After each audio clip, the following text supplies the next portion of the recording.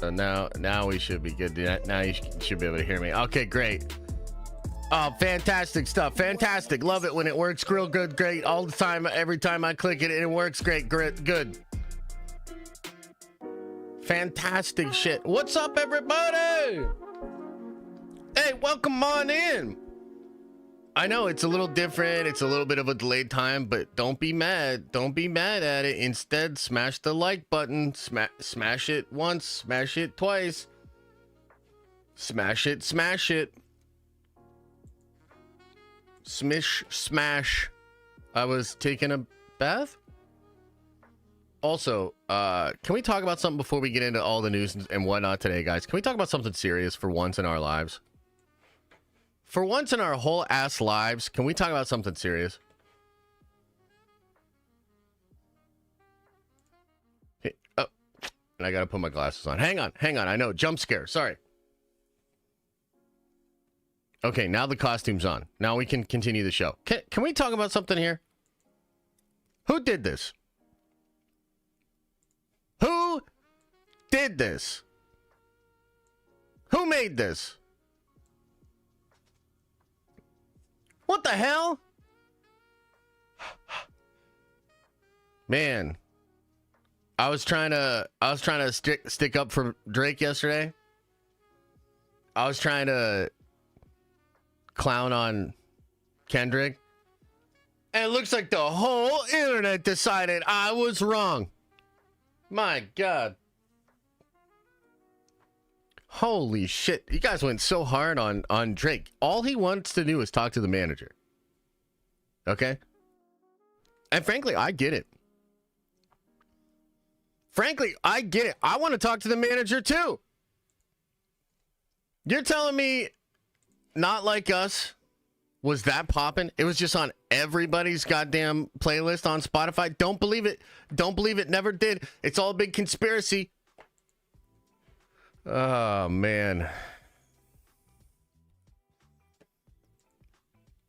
I guess Drake lost round 2 already. Holy shit. Anyway, what's up, man?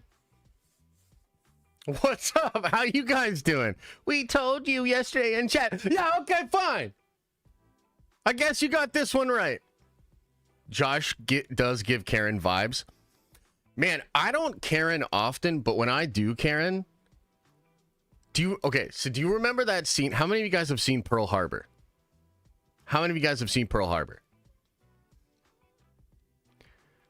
Drake has a case here too. I agree, Calvin. I agree, but it's we're not going to win any points on the internet by bringing it up. That's the whole thing. So you guys ever seen Pearl Harbor? There's this scene where the Japanese are having a conversation after like the initial attack on Pearl Harbor, and the one guy says, "I fear we have awoken a sleeping giant." When speaking of about America, that's like my Karen-ness. I don't really Karen, but if you force me to Karen, oh my God, I Karen like no other. Oh, I'll be so mad about it too. Oh, yeah. So yeah, I understand, and I again, I'll throw it up for you guys. Just maybe some of you guys came in late. This is too much, man. This is too much. Why is everybody treating Drake like this? You know, all he's ever done is make incredibly awesome to listen to music. You know? So anyway, you win some, you lose some. Anyway, thanks for being here, guys. I know it's a little bit of a strange streaming schedule. I know we're even delayed past what we normally are here. I had a meeting this morning into the afternoon. It was a good meeting. Things are going well. But it did end up taking some of my time.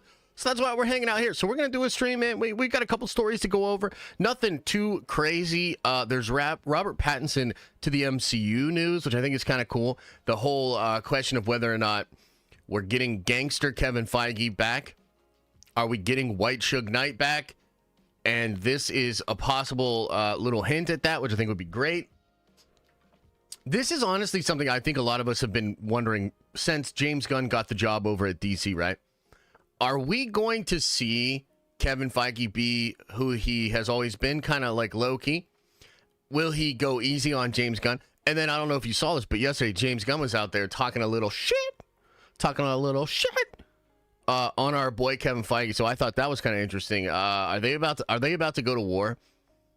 It would be so funny if Kevin got their version of Batman and made him like such a bigger, crazier character at Marvel Studios. I really do think that would be absolutely incredible. And it would kind of be like old school Feige.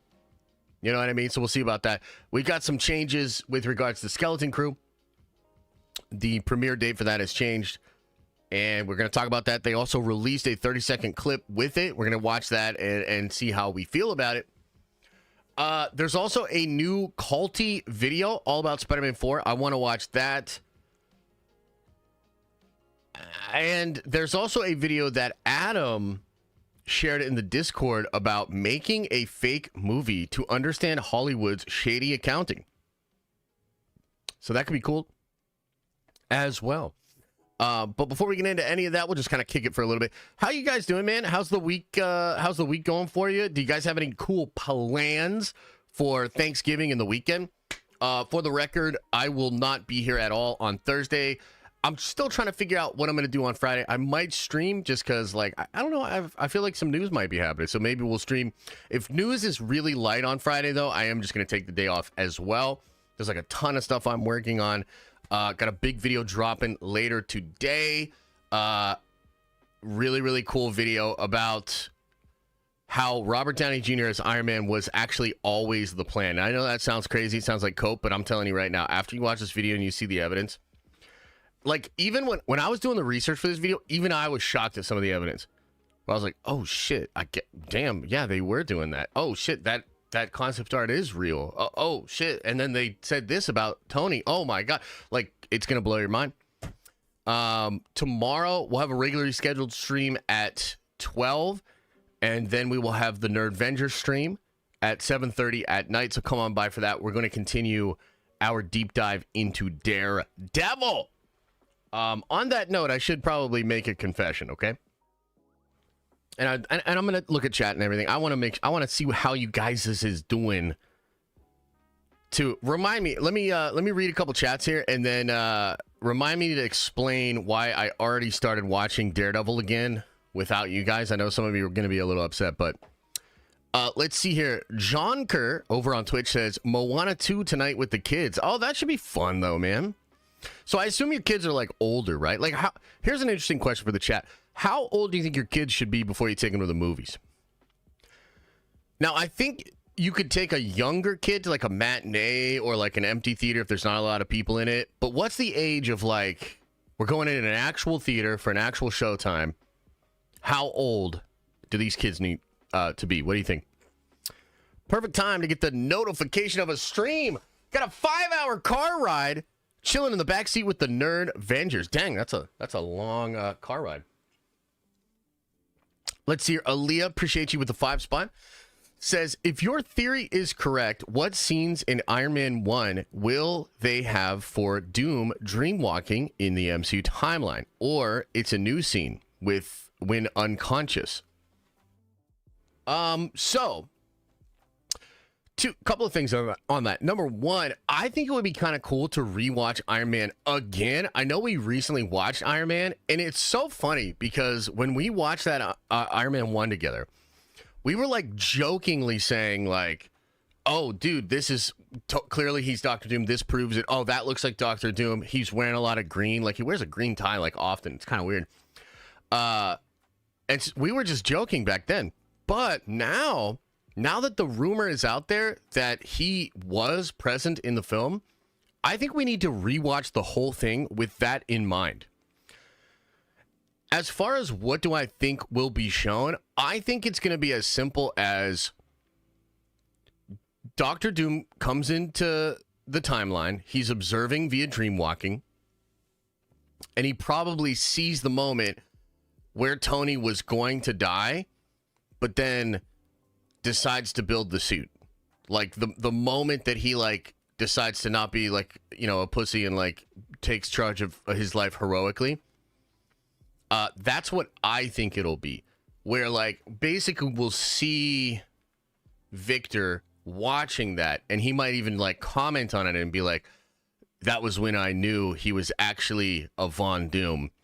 Stark would have just died in that cave or something like that. Like, you know, so that's just a theory, but yeah, that's kind of what I think is going on. How old should the kids be? Around 5? 5? Took my daughter to see Mario at 4. Okay, interesting. It's pretty simple. If they can't be quiet, they should be in a PG-13 plus R. Okay. We'll report how it goes back on the Discord. That sounds good. Kids movies about 4. Yeah, that makes sense. I suppose if it's a kids movie, people are more accepting of children being there in the theater and whatnot. So we got a couple of years still for Liam. PG like 5. Okay. Okay. Interesting. People that said 3 obviously have no kids. Yeah, you'd have to be a pretty good 3-year-old to not be disruptive. Was Victor also an arms dealer? No. But he does work for the United States government to develop weapons. So in the comics, he's recruited by the United States. So he actually creates Doombots or like LMDs over in Latveria. It's part of how he's able to like liberate his people. And he's very young when he does this. The United States government finds out about it. They go and recruit Victor. They bring him to New York. His cover story, 'cause it's kind of like Project Paperclip. His cover story is that he is like a brilliant student. He's getting into this really prestigious college or university. The truth is the government is just placing him there, and he's working for like government research to build like LMDs and weapons and stuff like that. Does that make sense? Calty dropped a killer video on Spider-Man Battle World. Yeah, I'm excited to watch it. We'll watch that today for sure. Josh, can you do a video on Mephisto tying in with Doom? Yeah, I mean, we can. I'm pretty confused as to what they're actually going to do with Mephisto in, you know, Secret Wars and all this other stuff. I know Shine is teasing Mephisto. I think she's teasing Mephisto for Spider-Man 4. Maybe she'll put that out there herself, but I've talked to her a little bit behind the scenes. I think that's what she's saying. I think she thinks Mephisto in Spider-Man 4, which is pretty crazy. She also told me something else really crazy, which I'm not going to divulge. But yeah, that would be kind of interesting, huh? That would be kind of interesting. Yeah, teenagers also suck. That's why they're not an age thing. They can be quiet. Yeah, that's true. I mean, I guess it just kind of depends. Age isn't the only determinant factor, of course. It's like, how are these kids able to behave, et cetera, right? So, yeah. I've been in movies with, like, really annoying kids before. Oh, my God. It makes you want to lose your mind. Isn't Mephisto a big part of Ironheart as well? I believe Mephisto... So the old version of Ironheart, I don't even know if I should say this. Should I say this?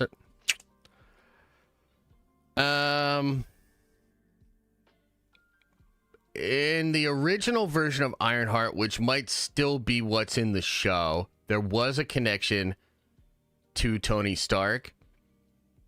And potentially Mephisto wanted Stark tech. Potentially. So, yeah, I mean, I don't know for sure what they're cooking, but they could still be cooking that. Joey says, Josh, don't be Karen, but if you push, he'll go Karen. That's pretty good. That's not bad, man. That's not bad. And I do remember, too, by the way, I've seen concept art of Mephisto. Ah, man. We'll see. Let's wait on that. Let's wait on some of that. Josh, have you taken Liam to the theater yet? We have, but not to see a movie. We'll go there sometimes to get theater popcorn because sometimes I just want theater popcorn. He likes going into the arcade a little bit too. He loves the arcade, dude. He'll go around to the different machines and it'll be playing like some crazy like 80s rock, and then he'll just start like dancing and vibing. He just got a haircut today, man. He's looking sharp. Kid's killing it out there. Noah, thanks for the 10 spot, brother. Says happy Turkey Week. Super thankful for this community. Nerd Ventures for life. Well, I'm thankful for this community too, man. Thank you very much for the support. Thank you very much for the support. Yeah. Den of Arcades. I do like the arcades, man. I'm hopeful that for either the next meetup or for maybe a Comic-Con after party thing, I would love to go to the arcade with some of y'all. Do like some, some shooter games working together, some racing games where we're all racing against each other and stuff like that. That'd be really cool. So that'd be fun. Yes. Good stuff. Okay, should we get into the news, man? Let's get into the news. Not too much to go over today. Let's kind of begin with this story here about Skeleton Crew. I'm over on Murphy's Multiverse.com. And Charles is talking about how Lucasfilm's Skeleton Crew gets a new premiere date. By the way, chat, Adam knew about this and didn't tell any of us. Can you believe this fucking guy? Like, he's supposed to be, a member of the community. He's wrenched over there. Like, this guy claims to be one of us, but he won't tell us when he knows that the premiere date of this shit's gonna get changed. Oh my God. So let's check this out. Lucasfilm Skeleton Crew gets a new premiere date. Disney has been working hard to promote Lucasfilm's latest Star Wars streaming series, Dead on Arrival. I mean, Skeleton Crew, starring Jude Law and all those other annoying as fuck kids. Originally intended to debut on Disney Plus in 2023, Skeleton Crew had eventually slated for a 2024 holiday release with 2-episode premiere scheduled for December 3rd. Now, just a week away from its debut, the series has gotten a new release date. Y'all remember, what was that Star Wars show? Was it Kenobi? That, like, they said it was going to release at this time. I went to go take a nap, and then they released it early as I was napping. They're in the fucking walls, man. They're in the walls, okay? Kathy, you need to leave the company, probably the country, but you also need to leave me alone. Leave me alone, Kathy. Did she know I was supposed to play Warhammer on Monday night? I think so. Originally intended to debut on Disney Plus in 2023, Skeleton Crew was slated for the 2024 with 2 episodes on December 3rd. According to an official press release from Disney, the first 2 episodes of Skeleton Crew will now debut on Disney Plus at 6 p.m. That's 9 p.m. Eastern. Monday, December 2nd. Come on, man.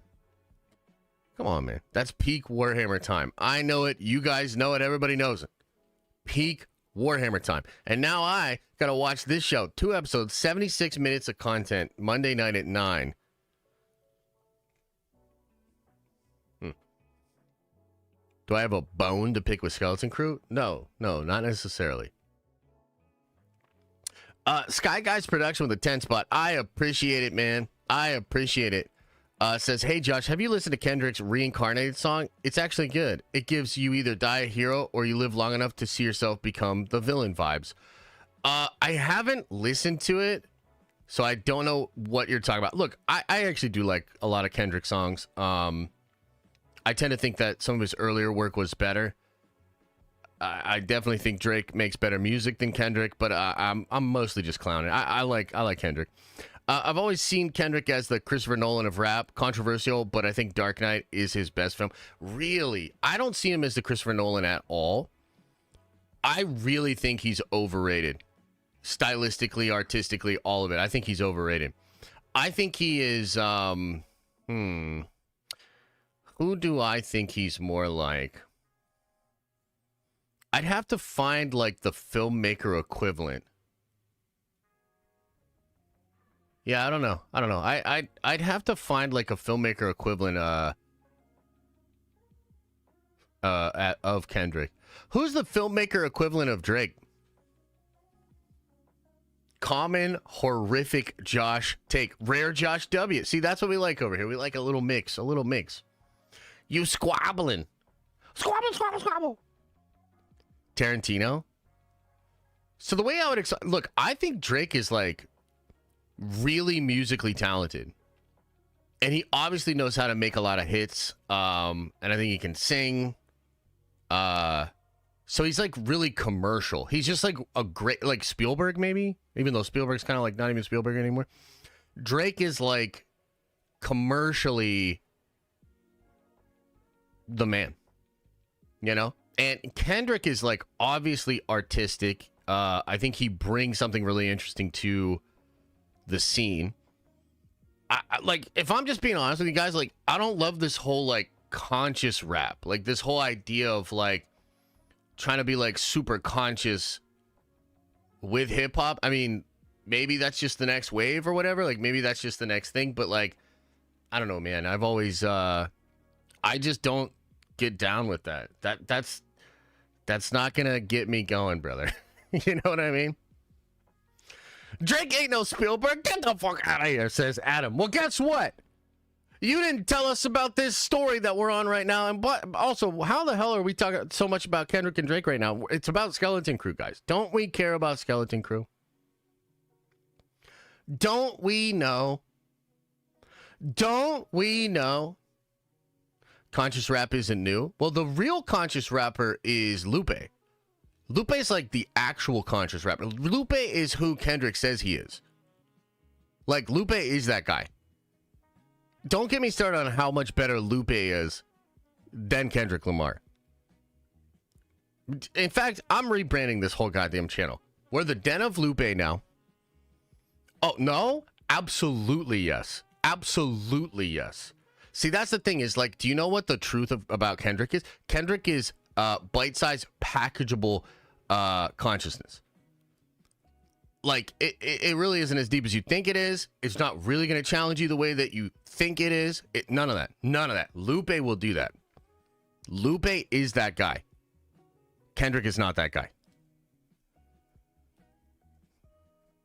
That's my opinion. And I get to have the opinion because I'm on the microphone.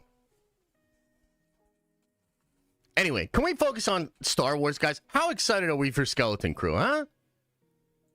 Are you guys going to be watching it? Are you watching it Monday night? Because there's a thingy. I want to pull this up too. We got a little trailer here. When anything felt possible. When anything felt possible. Okay, so while Lucasfilm was dropping the news that they've now pushed up the Skeleton Crew thing and you're gonna have 2 episodes Monday night, and I really do wonder how many people got their watch parties or their we're gonna sit down and watch this as a family and all that. How many of those people are really upset right now because of this news? I mean, you can't really say it's probably a lot of people because Star Wars has completely eroded its brand to the point that, like, really a lot of the only people that are left are, like, complete and total glazers that will support Star Wars no matter what, so that they can go get invited by the next shit-ass video game that's going to terribly underperform, but you're going to be there and you're going to be... Do you see what I'm saying? Do you see what I'm saying? Okay, so anyways, let's watch this trailer here that they dropped with the fact that Skeleton Crew is being added early. And let's just see, like, is this actually going to get us really excited for it? I'm coming at this with a completely open mind, no bias whatsoever, as I always do. Let's check this out, chat. Here we go. Time. Remember a time when anything felt possible? What if it was? We can go anywhere we want. You can see grand adventures even in a rotten galaxy like this.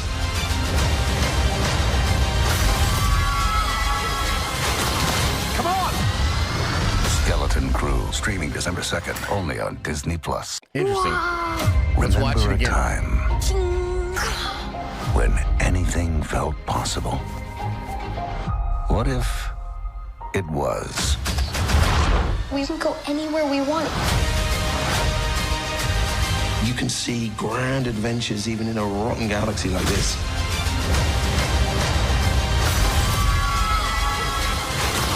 Come on! Skeleton Crew, streaming December 2nd, only on Disney+. Interesting. I mean, I don't think that trailer's bad. It's cool. They're trying to tap into like the nostalgia there. I like the notes of the John Williams theme. I like this idea of like, remember a time before Kathleen Kennedy completely fucked up all of Star Wars. You know what I mean? Like, that's kind of cool. Yeah, I don't know. It's a decent little trailer. Man, I am so on the fence about this show. I wonder what you guys are feeling, man. Did that trailer get you excited? Are you hyped up to now check out Skeleton Crew? Where are you guys at with Skeleton Crew, man? The Sink Lord says Skeleton Crew is a nah, son, from me. Interesting. Blue X says, yo, happy 11 months. I hate Disney Star Wars. You're not alone. You're not alone. Oh my God. Here we go from Justin. But hands on your knees. Let that coochie breathe. Gets you going. You're talking about Lupe? We don't know anything past Kick Push Stop. Dude, I listen to Lupe religiously. I love Palaces that he just dropped. It's absolutely mind-blowing. Samurai, Hunter Chicago's. Bro, I am a fanatic of Lupe Fiasco. Lupe Fiasco is an actual trained samurai. He has been to Japan. Lupe, dude, you do not want to get me started talking about Lupe Fiasco, man.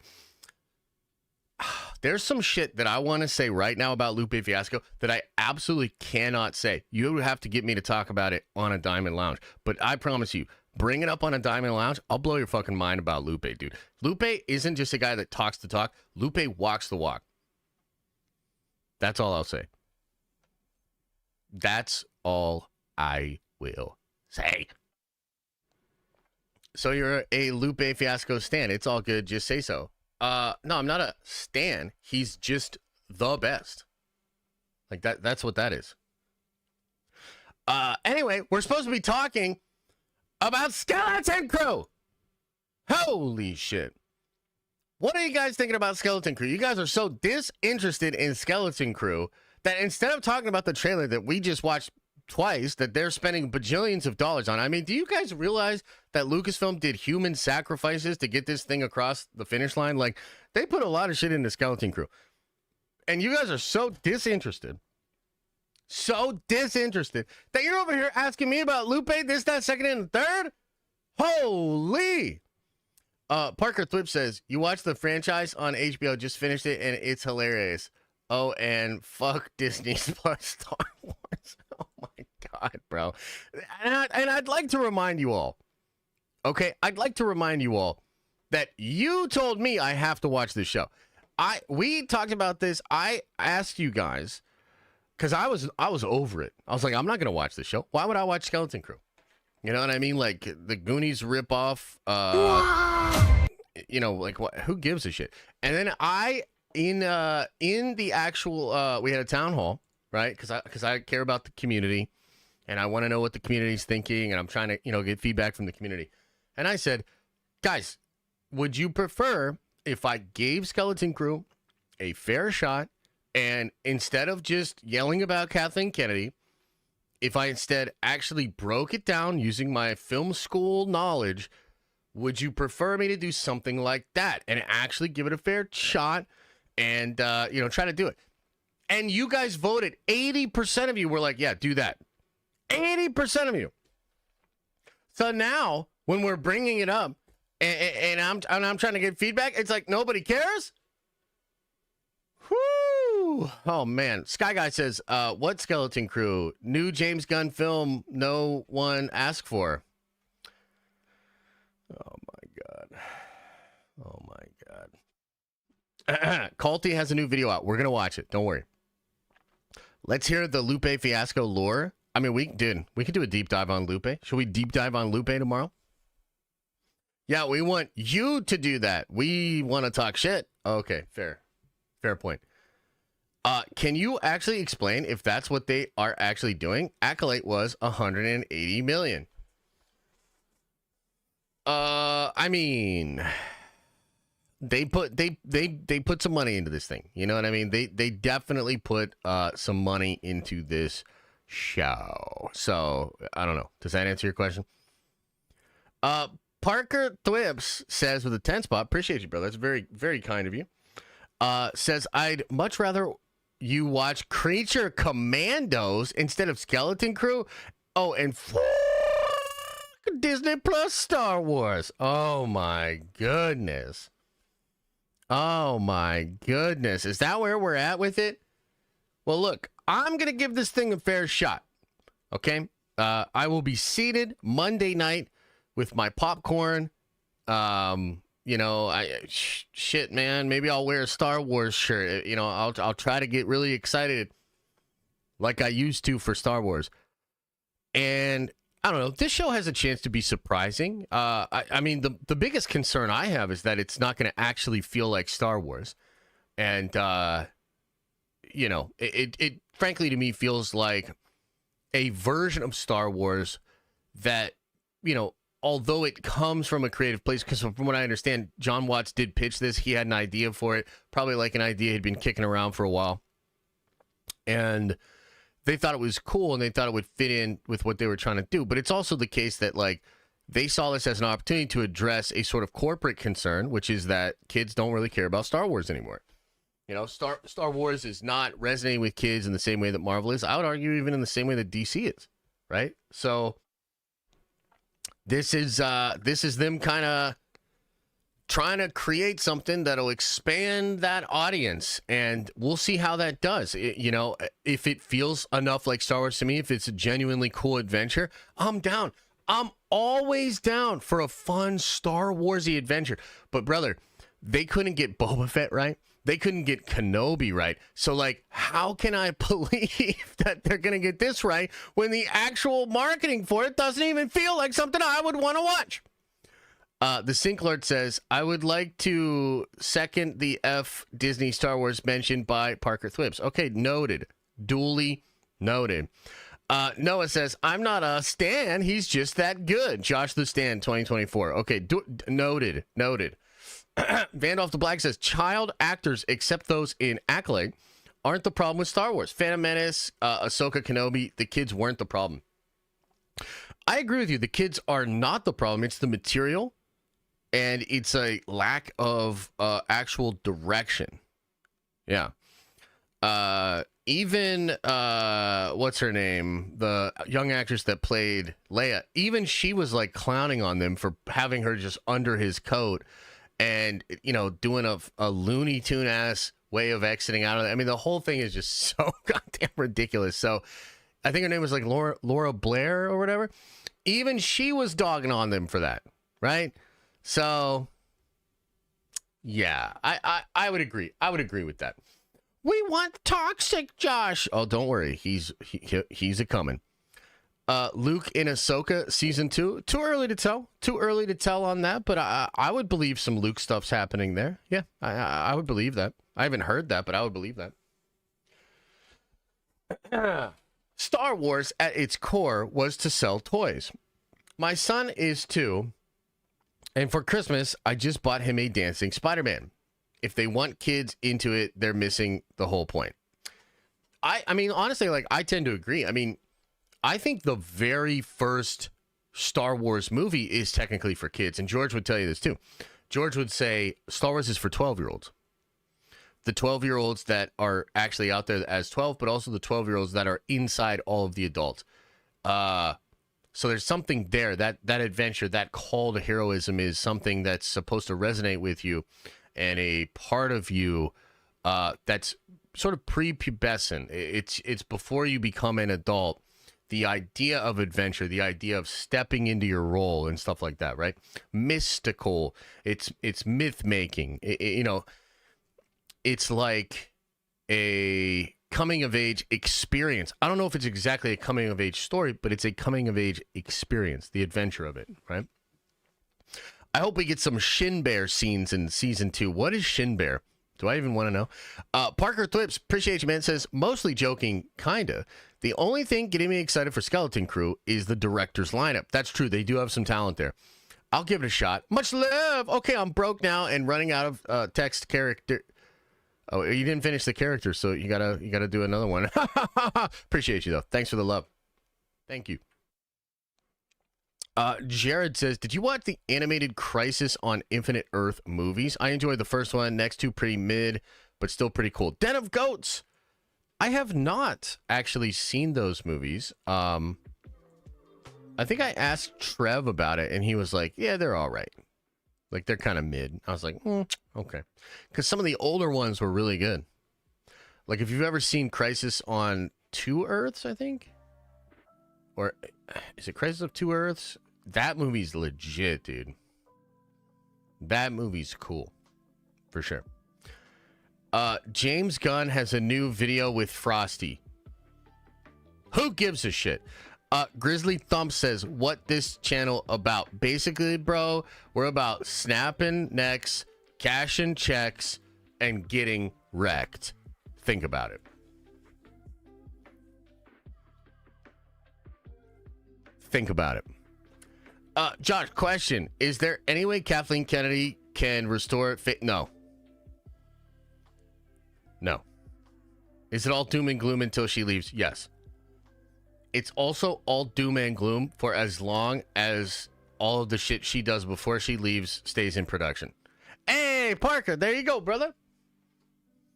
There you go. Okay, so guys, little update to the release schedule for Star Wars Skeleton Crew. I will be seated. I will be giving that thing a fair shot Monday night. I will be doing a reaction video to it. We will also likely talk about it on Tuesday's stream. So I don't know if the full stream will be dedicated to Star Wars and to Skeleton Crew, but I will certainly break it down again live and take some questions about it and talk to you guys about it. I'm going to try to judge it off of its own merits and bring up criticisms just that are present in the thing itself.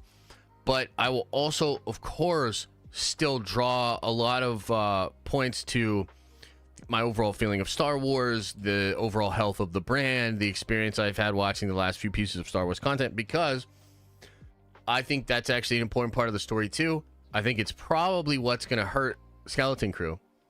I mean, let me just ask you guys this. Do you think Skeleton Crew is going to perform better than The Acolyte? Let's start there. Do you think it is going to perform better than The Acolyte? Royded Roshi says, I would rather have Disney make Skeleton Poo over touching Legends. They done did Star Wars enough. Holy shit. Okay. Sky Guys Production says, I think you missed my last chat. Also, how's Arcane? Arcane's okay. I'm gonna be honest with you. It's a step down from season 1. There's cool stuff happening, but it is not what it was. I'll still finish it, but yeah. Sky Guy says, what's Star Wars again? Is it the one with the worm? I can't tell anymore. Oh my god. Holy. Jared. Oh yeah, we already went over that one. Okay, cool. Oh wow, a lot of you think yes. I actually think no. I think it's going to do worse than Acolyte.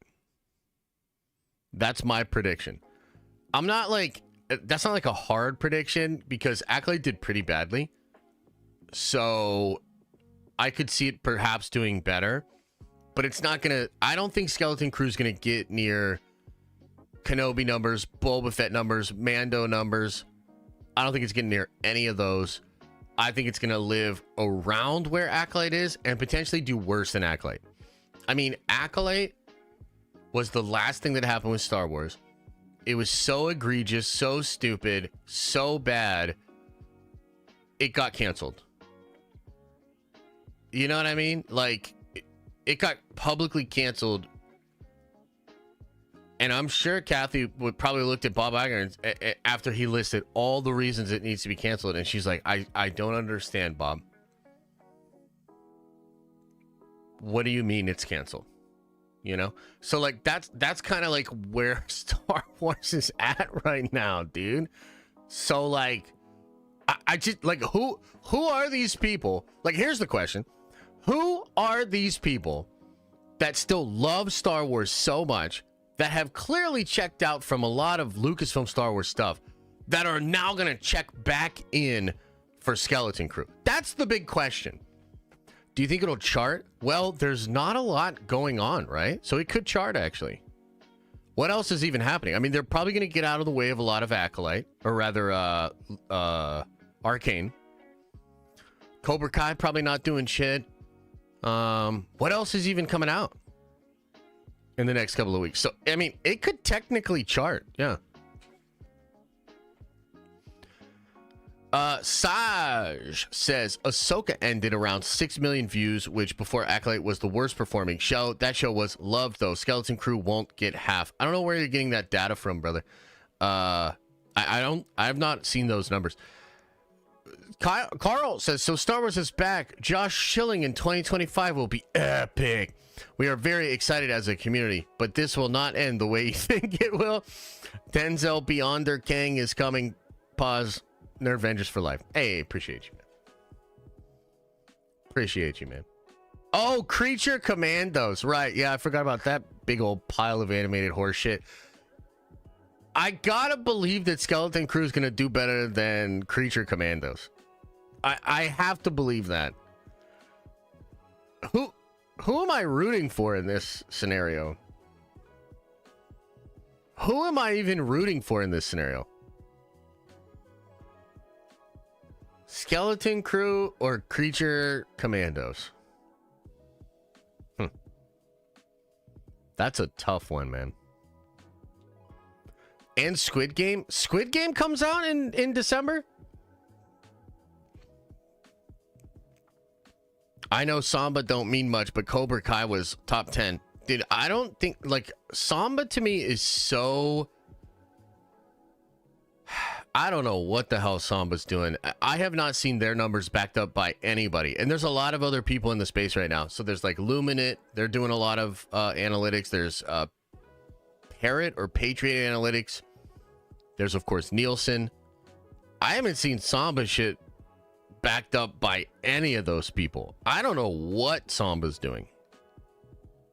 They're wild over there.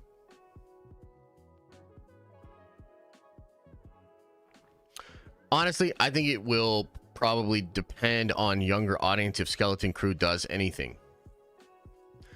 I suppose so, but like, so Star Wars used to be a generational thing, meaning as a father or as a mother, you would want your kids to experience Star Wars and you were excited to pass that on to them. It wasn't something that kids would just randomly see and be like, oh, that looks dope. Like, do you know what I mean? Like, out of all of you here that watch Star Wars, did you discover it on your own? Or did your family say, you got to know about Star Wars? Right? I would argue it's probably a family thing. So, like, I don't know how many kids are going to be going to Disney Plus for like Bluey or, you know, something like that. And then they just see Star Wars. And then they're like, oh, new family Star Wars. Like maybe Young Jedi because it's like animated and it looks kind of for kids and whatnot. Yeah. Skeleton Crew, Creature Commandos, and What If Season 3. I think I'll skip TV for December. Yeah, it doesn't seem like it's going to be all that great. But you know what? We're all just going to be playing Marvel Rivals anyway. So as soon as Marvel Rivals comes out, dude, we're a Marvel Rivals channel. All the streams are Marvel Rivals. All the videos are Marvel Rivals.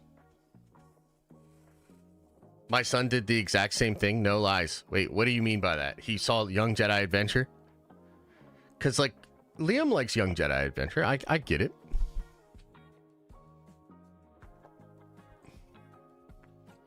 Coco Melon Star Wars? Yeah, a little bit. He just browses Disney Plus, started watching the prequels. Wow, that's kind of crazy. Wow. I don't think it's like that anymore, but I do agree. My aunt got me into Star Wars when I was a kid. Yeah, there you go. Well, I mean, number one, don't know how the show will actually be, right? So I'm going to give it a fair shot. If it's cool, I'm going to sing its praises. You know what I mean? Number two, hey, look, I'm not a kid, so I don't really know for sure. Maybe this is going to become accessible to children. Maybe them seeing young kids will get them to want to watch it. I mean, we'll see. You know, they could have something good with Skeleton Crew, and they could have the right idea of how to get young people to, you know, be excited for it. We shall see. We shall see. Okay, let's shift a little bit. Let's talk about Robert Pattinson. Okay, this is kind of interesting. We'll read this article. We'll have a little conversation about this. Then we'll watch some videos. Then we'll get on out of here. Okay. Robert Pattinson, rumored to have met with Kevin Feige for potential MCU role. Exclusive. Robert Pattinson, the Batman, and Mickey 17 has recently met Marvel president Kevin Feige for a possible role in the MCU. According to Daniel Richtman, a Patreon post reveals, Marvel Studios had discussions with Pattinson about joining the MCU. Currently, the studio has offered Pattinson 2 roles, the Beyonder and Owen Reese. A decision will be finalized soon. Pattinson already plays the lead role in The Batman under DC's /Warner Bros. At the same time, there are rumors Marvel Studios is searching for actors for a secret role in Avengers Doomsday and Secret Wars. Pattinson will be seen in Bong Joon-ho's Mickey 17, which looks really cool, scheduled to release April 18th, 2025. So, according to this dude here, he is out for the roles of either Beyonder or Owen Reese. That would be pretty wild. I'm not sure. I mean, I know Daniel has talked about a secret role, and a lot of us do think it's going to be either Beyonder or potentially the Molecule Man. I tend to believe it won't actually be the Molecule Man unless the Molecule Man is just a replacement for the Beyonder either way, because I think in the MCU, Kevin has used like the anchor beings, and perhaps even like Scarlet Witch as a Nexus being. I think that those characters have kind of replaced the idea of the Molecule Man from Jonathan Hickman's thing. So I don't really see that.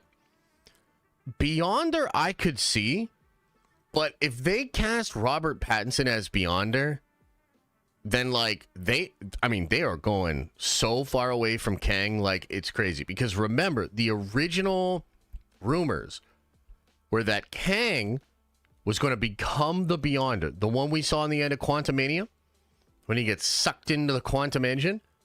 He was going to reemerge as a version of the Beyonder, which, by the way, I always thought was stupid as hell. I always thought it was stupid as hell. Like, I remember when Beyonder Kang was first a thing, dude, I railed against that on Twitter. I was like, that is so stupid. Like, what are they doing? But either way, this report is out there. So I don't know if this guy's exclusive is real, but Daniel's report about him meeting with Marvel Studios is absolutely real. It doesn't necessarily mean anything. You know, they have meetings with a lot of people about getting them to join the MCU. Doesn't necessarily mean it's going to go anywhere. Okay, but I do think that this is particularly interesting because Robert Pattinson is the Batman. Now, a second lawsuit has hit Kendrick. Well, the first lawsuit wasn't aimed at Kendrick. It's aimed at Spotify and UGM, right? So is this one actually aimed at Kendrick? I mean, I'm about to sue Kendrick.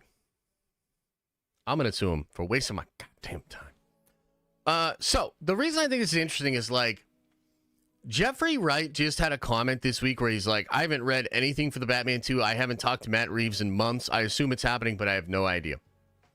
Is UMG? UMG. So that's kind of interesting. On top of that, right, this was maybe also connected. I think Jeffrey Wright said like he was never approached to be in the Penguin show. there are some reports out there that Brave and the Bold, the Batman thing for Gunn, that's not happening. They don't even have a script. They don't have a plan. They don't have nothing for that. And I think Matt Reeves himself recently said he's got, like, he's working on it, but it's still very, very far out. Very far out. So I find this to be interesting because, look, DC and Marvel have a long history of, like, beef and competition, right? I actually think it's great. I think it's super healthy. Some nerds, like, especially, like, modern nerds, are like, why do we gotta fight? Why is everything gotta be? Because it is. It's a fucking, we're competitive. I love Marvel and I love DC, but Marvel's kicking DC's ass right now. There have been moments when DC is kicking Marvel's ass right now. It just is what it is, right? So there's this long history of these two companies having beef.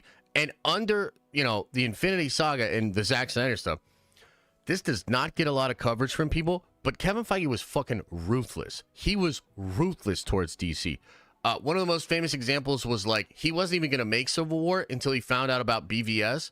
And then he, like, rushes Civil War into production, makes it so much cooler with Downey and Evans and Cap and Tony. It did, like, what, 2 times, 3 times the gross that Batman v Superman did? Kevin was ruthless towards DC. And I didn't necessarily expect that to continue with Gunn going over to DC. But if this happens, guys, like, just think about it from this perspective. Everybody's like, where's the Batman?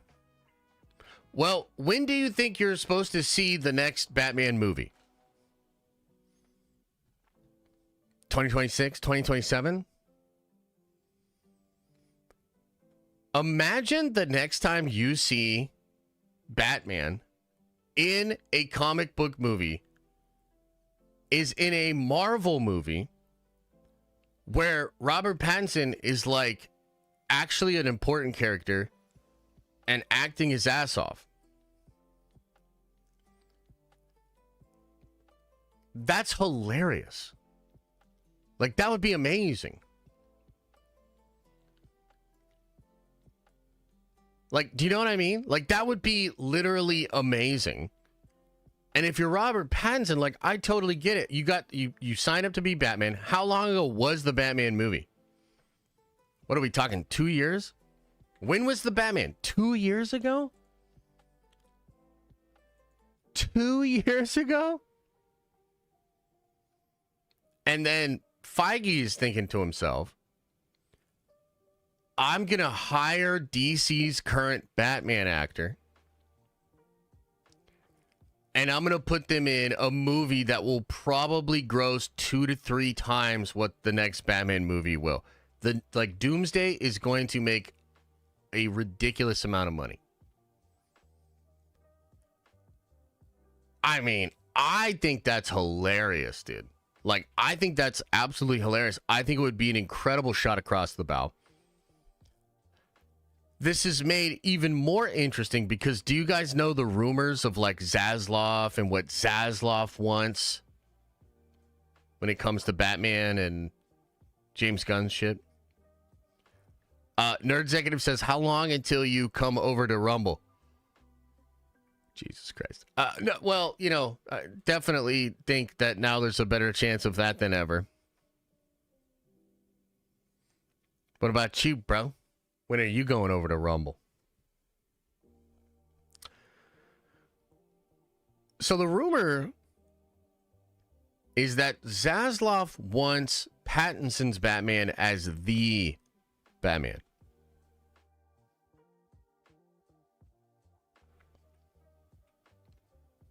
You know, he wants that now. Also a big rumor that when James was establishing the DCU, he went to Matt Reeves and he wanted Pattinson's Batman to be Batman as well. Matt Reeves is holding out. He's holding out strong, which is potentially why this is taking so long, because I think they are like continuing to like throw money at him, approach him with this idea. I think they really, really want that. So like, he's the only Batman over there right now in live action. There's a big debate over at Warner Brothers as to whether or not he should be the main Batman, whether Reeves will do it. Gunn is potentially delaying the creation of even his version of Batman to try to either coerce Matt or, you know, there's just like a lot of like drama over there. And then as all of that is happening, Kevin hires this guy to potentially be a big part of Secret Wars and Doomsday. Like, come on, man. That's the Kevin Feige I know and love. That is gangster. What if it delays Batman further? You know what I mean? I think it's brilliant. So it's just a little story here. I don't even know if this guy's exclusive is true. I got to look this guy up. I don't even know this guy. Who is this freaking guy? But either way, it is quite interesting that they are looking at hiring Batman to come into the Marvel Cinematic Universe. Any thoughts? Any comments? Any questions? Any concerns? Chat, what do you think?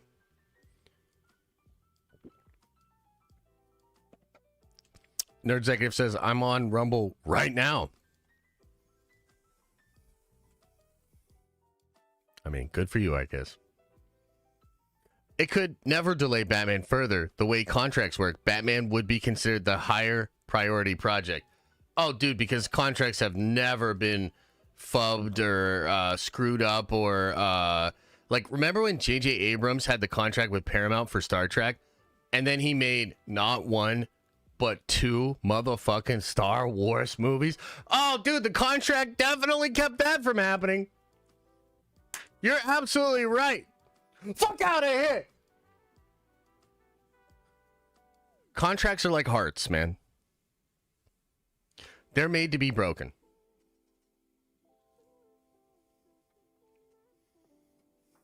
But anybody else? Anybody else? Comments, questions, concerns? Is he going to play Kang? No. Anybody else?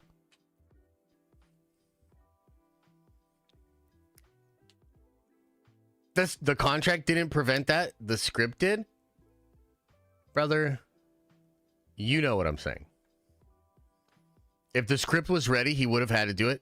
No, that's not how that works. He would have just broken the contract, which he did, which is why Disney actually had to pay Paramount back end on Rise of Skywalker, because they broke the contract.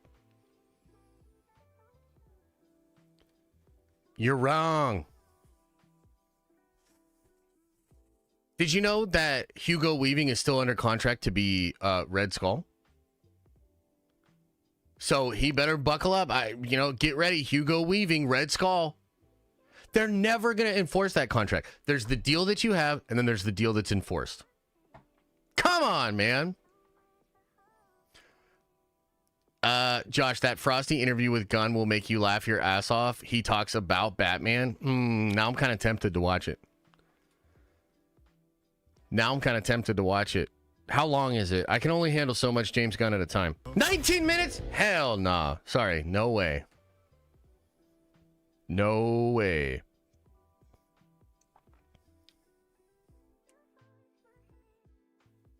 Oh my God. Listen to what you're saying. Just because they didn't enforce it doesn't mean it's not real. It's real. It's just not binding. Like, come on, man. Like, don't you understand?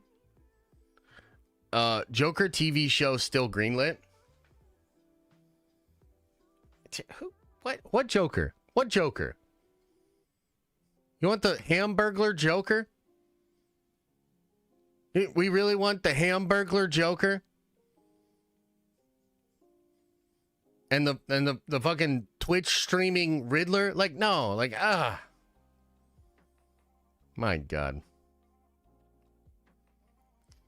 After Jonathan Majors news this week, they might be releasing this to double down on not going with Kang the Beyonder. Brother, they don't need to double down on shit. It's not happening. When you go see the movie and it's not in there, then you can be like, damn, I guess they didn't do it. Oh, you want the Hamburglar Joker? Holy. Please watch it. His interviews are funny. Where's the bit about Batman? If you can find me the bit about Batman, I will consider watching that part of it.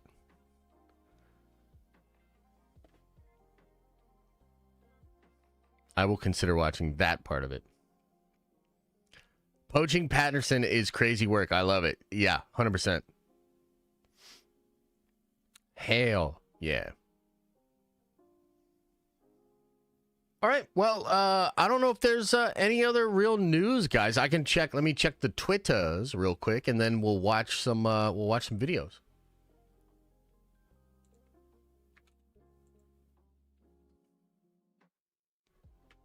Let's see. Anything else? Anything else happening?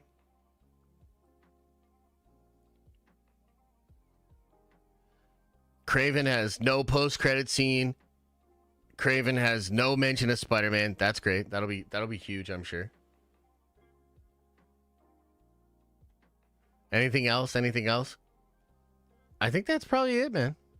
I think that's probably it. Let's watch Culty's video.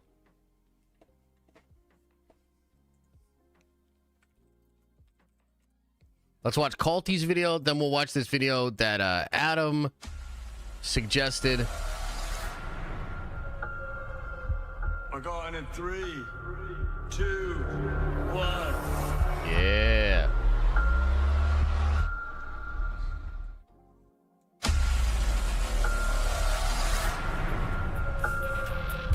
All right, yo, what is up, everyone? Tay here. What up? And we have a lot to talk about today, as usual, regarding a bunch of different news and updates and scoops that have been coming out lately regarding Spider-Man stuff and Avengers stuff. Because in the last video, I dove really deep into a bunch of recent scoops and reports regarding what we will see happen in Phase 6 and Avengers Doomsday. Yeah. And then, of course, spun that off into a bunch of theory talk regarding my thoughts on what Doctor Doom's big plan will be in Avengers Doomsday. And at the end of that video, I said that I had a plan for a follow-up video where we would kind of spin off that theory into what I think is going to happen next in Avengers Secret Wars. Cool. And that is still the plan. I still want to do that. But I thought that first we should probably talk about Spider-Man 4. Because for one, a ton of Spider-Man 4 scoops and reports have been coming out. Yeah, there's been so many Spider-Man 4 scoops. It's like almost hard to keep track of. And I think a lot of them are blending together. So I'm really interested in hearing what he has to say about this. And also, too, there's even more stuff. Mephisto. You know, possibility of Mephisto being Spider-Man 4. Pretty crazy. Over the past few weeks. And for another thing, Spider-Man 4 is the only movie that we know for sure is coming out in between Avengers Doomsday and Secret I think there's another. Wars. And also, it was just recently confirmed by Marvel Studios that the events of that movie are for sure going to be taking place after the events of Avengers Doomsday. They did confirm so that. So yeah, we're still going to be talking about Avengers Doomsday and a bit about Avengers Secret Wars, but definitely we're going to focus mostly on Spider-Man related stuff for this Sinister one. 6! But first, of course, before we get into it, subscribe to the channel Noel. if you are new here and a fan of long, overly detailed Marvel and MCU videos. Oh, hell yeah, I'm a big fan. Here. And also, don't forget to watch Culty, one of the best in the games. You guys better all go subscribe to Culty. Until the end of the video, because we do, of course, have several super thanks questions to get to from the last video. Which, as always, on that note, remember that if you would like to leave a super thanks with a question or a comment on this video, that those really help out the channel a lot. No, and it that I doesn't will carry read over and to respond YouTube, to those unfortunately. in the next video. But anyways, let's get into it. I think it could be Blade, but I think there's also another one.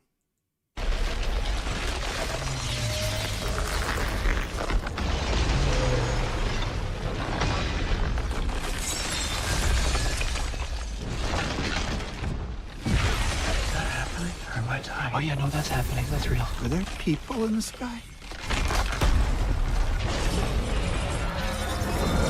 Raven. All right, so like I said in the intro, there has been a ton of news Too much scoops glitching. and reports dropping lately regarding the details of Spider-Man 4 Yeah. and how its plot will tie Yeah. into the events of Avengers Doomsday Hey, and Avengers Secret Tesla! Wars. Welcome back to the And Nerd I mean, Avengers. there's been all sorts of stuff coming out. There's been info dropping regarding It could be Doctor Strange 3, but there might be another one. the incursions and Doctor Doom's role in the movie, as well as a new report from Sony itself that looks to reveal some potentially huge casting news. And we've been seeing these Spider-Man 4 reports coming from multiple different sources lately, but where a lot of it has been coming from is Alex Perez at Cosmic Circus, Yep. who over the past month has been dropping multiple articles full of little scoops and hints at Yep. various Spider-Man 4 plot details. And those of you who have watched my videos know No. that I consider Alex Perez to be one of the more trustworthy sources out there, so Yeah, he I is. do take his stuff more seriously than a lot of the others. True. And one of the things that he's brought up multiple times in these recent articles is the idea that Doctor Strange's spell and the rift that we saw in the sky at the end of Spider-Man No Way Home will potentially play a direct role in the plots of both Avengers Doomsday and Spider-Man 4. Yup. And something that's been reported on by several credible sources recently is that Peter Parker will end up sharing a fair amount of screen time with Doctor Doom in Avengers Doomsday, Yup. and that Robert Downey Jr. will then go on to have a small role as Doctor Doom in Spider-Man 4, Yup. which we're going to come back to that in a minute. But first, I want to talk about some of the stuff we've been hearing recently regarding the incursions and how that could tie into what's happening in Spider-Man 4. Yup. Because basically what Alex Perez said is that this event at the end of Spider-Man No Way Home, you know, when we see these big rifts opening up in the sky with all of these different multiversal Spider-Man villains starting to come through, that this event was basically the beginning stages of an incursion. Because as we learned from Reed Richards in Multiverse of Madness, when characters enter and cause chaos in a universe outside of their own, that is the main thing that leads to an incursion. Now, as we know from the events of No Way Home, at the end of the movie, Doctor Strange was able to cast a new spell that stopped all of those villains from coming through. Yes. However, this new spell had a big price because it made everyone who knew Peter Parker not only forget that he was Spider-Man, but forget who Peter Parker was altogether. Yes, true. But the point is that if Doctor Strange hadn't cast that spell and all of those multiversal Spider-Man villains would have come through into the MCU Like Kraven. 616 universe, then this wouldn't have just caused an incursion between two universes. All of them. It could have caused a massive incursion between many different universes, Yes. causing them all to collide at the same time. Mm-hmm. And in the last video I put out, I actually talked about a different recent scoop that ties into this that said in Avengers Doomsday that we won't just see the MCU 616 universe dealing with one incursion, but that we will see it dealing with multiple incursions, and that the final one could end up being a massive incursion between multiple realities, and that this could be what leads to a big multiversal battle where the Avengers and the other heroes on Earth I gotta put this will hoodie have to on, man. deal It's with cold in all here. of these different multiversal characters who are crossing over onto Earth from all of these different timelines.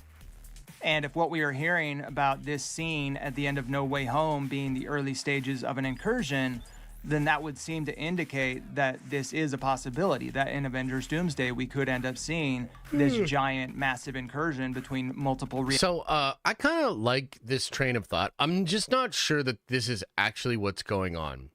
I and I could be wrong on this, but I don't know that you're gonna see like multiple big incursions happening. I suppose it is possible. I know those rumors exist. I think something else could be going on. I don't know. I almost feel like that's a little bit too much. You know what I mean? Like having multiple incursions. It only really matters to the central characters of 616 if they're all having incursions with 616, right? So, yeah, I don't know. What's this variety status? Adam, what the hell? Exclusive deleted scene from Loki season 2, which debuts on blah, blah, blah. Should we watch this? You know what? I forgot some. Well, come on. How can there be more? Mobius, there are so many people who said I was the problem. Okay. Nick Fury. Eric Selvig. Boar.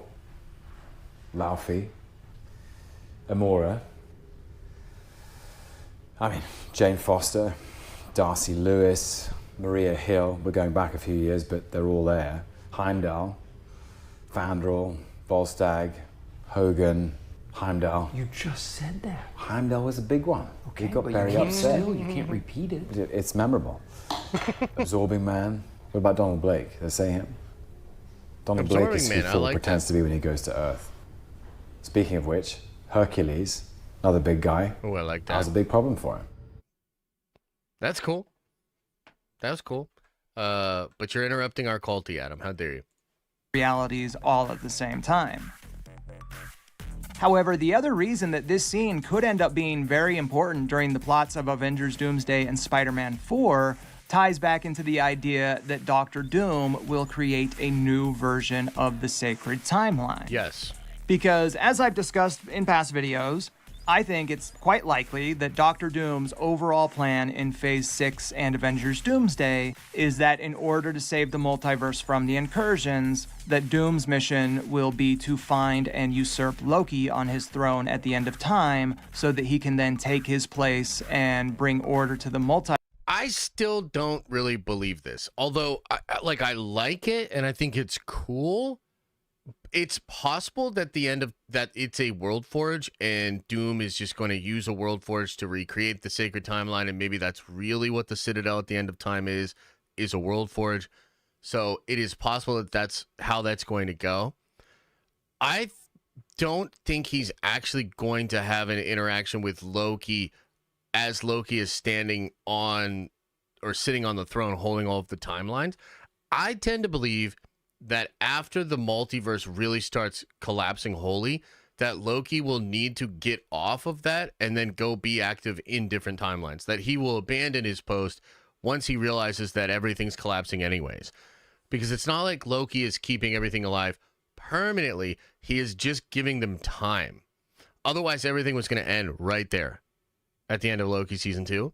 So I think he's just giving them time. Now, I do think Loki and Doom will have a lot of really important interactions, but I don't know that I believe Doom needs to get to the Citadel at the end of time. I don't even know that he needs to get Loki to drop those things. I don't think he really needs to do that, but I could be wrong on this, and I understand why Culty believes so. Multiverse and become its new ruler.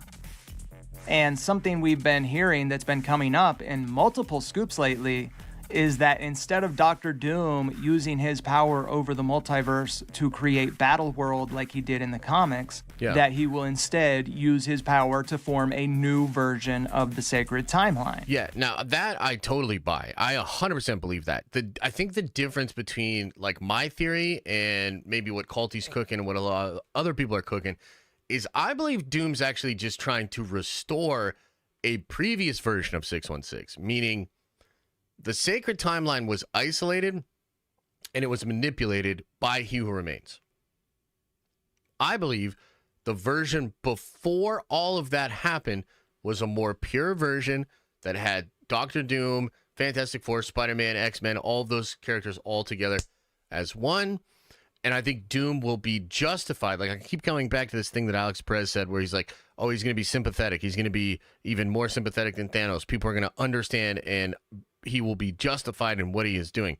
And to me, the only way he can be justified is if he realizes that the sacred timeline is a complete fabrication and manipulation, and there was a more pure, real version of the multiverse before that. But I absolutely agree that he's just going to make a new timeline. Which I do think that this idea that Doom would look to create a new version of the sacred timeline does make sense. Because for one, it would stop the incursions and bring back multiversal order. Right. But also because it is still a very similar concept to what Doctor Doom did in Hickman's Secret Wars comic, But instead of Doctor Doom using his power to merge fragments of different multiversal realities into one new planet, he could use his powers to merge fragments of different multiversal realities into one new version of the sacred timeline. Now, he'd probably give it a different name. He probably wouldn't call it the sacred timeline, since that's what He Who Remains called it, but it would be the same concept. And if something like this happens, then this would presumably mean that the MCU 616 universe, aka the Prime universe of the MCU, might not technically be the 616 universe after that happens, because elements and characters from other universes in the multiverse could then be merged with the 616 universe, which in theory would end up creating a new version of the MCU Prime universe, where I expect that some elements would be exactly the same, but then other elements or locations would be totally different because they would be locations that were merged from other universes within the multiverse. So I do wonder about this as well, right? Like, are we going to get a new universe where there's new locations, where things are very different? How different are they going to be? Will we also have, like, are there going to be perhaps multiple Earths? I know that sounds crazy, but with some of the other rumors of like some X-Men stuff happening, right? It's like, okay, are they all just eliminated then? Are they now just on 616? Is the world that they were on somehow also still in 616, right? Like, is Earth X actually just going to be like a different Earth or something? Like, there's still just a lot of questions here.